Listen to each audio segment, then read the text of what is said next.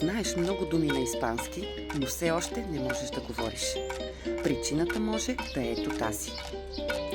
Има една основна разлика между българския и испанският език, която, честно казано, много рядко се споменава, а тя е фундаментална.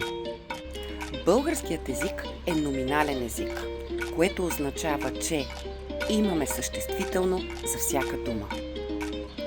Докато испанският обаче е глаголен език, т.е. испанците имат глагол за всяка дума. И какво става?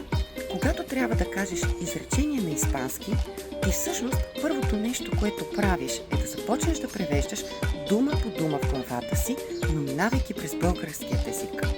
И съответно това става огромна грешка, защото, както ти казах, българския разполага с много съществителни, а испанския с много глаголи.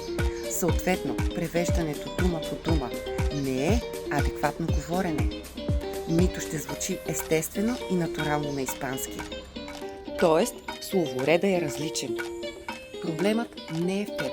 Просто никой не ти е обяснил как всъщност работи езика. Аз обаче се опитвам да ти го обясня.